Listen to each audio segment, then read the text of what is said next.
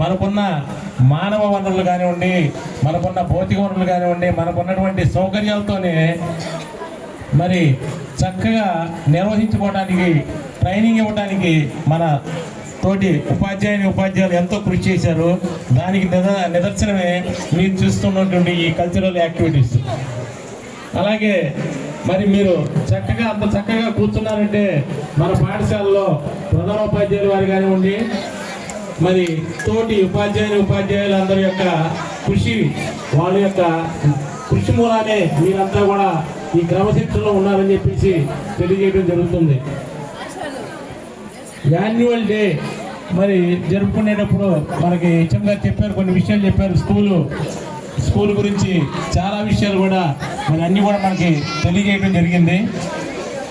దీంట్లోనే ఈ ప్రోగ్రాంలోనే మన అసెంబ్లీలో మాట చెప్పారు, యాన్యువల్ డేలోనే పేరోలు కూడా మెచ్చి చేసాము అన్నట్టుగా ఒక మాట మరి నేను వినడం జరిగింది. మరి 10th క్లాస్ విద్యార్థుల్ని ఉద్దేశించి కొన్ని విషయాలు మీకు చెప్పాలని చెప్పేసి నేను అనుకుంటున్నాను. దానికి ముందు ఇక్కడ మన స్టేజీ మీద కూర్చున్నటువంటి ఉదయ్ కిరణ్ గారి గురించి మీకు వేరే కోణంలో నేను పరిచయం చేయాలి. మీరందరూ కూడా తెలియదు. ఉదయ్ కుమార్ గారి నాన్నగారు మీ ఇద్దరం క్లాస్మేట్స్, బెస్ట్ ఫ్రెండ్స్, ఇంటర్మీడియట్లో ఒకే రూమ్మేట్స్. మరి మా మిత్రుని యొక్క కుమారులు అన్నమాట ఉదయ్ కిరణ్ గారు. అంతేకాదు ఆయన చేస్తున్నటువంటి విద్యా కృషి కూడా మీలో చాలామంది తెలీదు. మరి ప్రైవేట్ స్కూల్స్లో వాళ్ళు ట్యూషన్స్ కానివ్వండి వాటికి వేలు డబ్బులు వసూలు చేస్తున్నారు. ఉదయ్ కుమార్ గారు వాళ్ళ యొక్క ఫ్రెండ్స్ కలిసి ఇక్కడ మనకి లోకల్లో ఉన్నటువంటి అంబేద్కర్ భవన్లోనే ట్యూషన్స్ ఏర్పాటు చేస్తున్నారు. మరి వారు తీసుకునేటటువంటి, అంటే వాళ్ళ దగ్గర పనిచేసేటటువంటి ఉపాధ్యాయులకి, ఈ ట్యూటర్స్కి ఇప్పించేటటువంటి ఆ అమౌంట్ పిల్లల దగ్గర నుంచి చాలా లిటిల్ బిట్ మాత్రం తీసుకుంటున్నారు. మిగతాదంతా కూడా వాళ్ళ ఫ్రెండ్స్ అందరూ కూడా ఆ డొనేషన్ వేసుకొని దానికి కావాల్సినటువంటి ఆ అమౌంట్ అంతా కూడా సమకూరుస్తున్నారు. ఈ విషయం చాలామందికి కూడా తెలియదు. అందుకని సభాముఖంగా ఈ విషయాన్ని మీకు తెలియజేయడం జరుగుతుంది.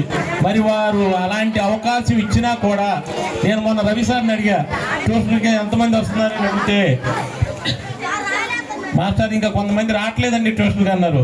నేను అన్నాను, కావాలంటే రవి గారు కూడా నా స్టూడెంటే, రవి మన ఇద్దరం వెళ్దాం పదా, ఇంకెవరున్నారో కనీసం ఈ ఒక్క నెల రోజులన్నా వాళ్ళ దగ్గరికి వెళ్ళి ట్యూషన్ రమ్మని చెబుదాము, ఎలాగలా మనం 100% రిజల్ట్ తీసుకొద్దామని చెప్పి రవి కూడా చెప్పడం జరిగింది. ఆయన కూడా మరి ఆయన వీలున్నప్పుడల్లా ట్యూషన్ రానిటువంటి పిల్లలు కూడా మీరు రండి బాబు వచ్చి కూర్చొని చదువుకోండి అని కూడా ప్రోత్సహించడం జరుగుతుంది. అలాంటి అవకాశం ఇచ్చినా కూడా ఇంకా కొంతమంది విద్యార్థులు దాన్ని ఉపయోగించుకోలేకపోతున్నారంటే అది కొంత బాధాకరమైన విషయమే.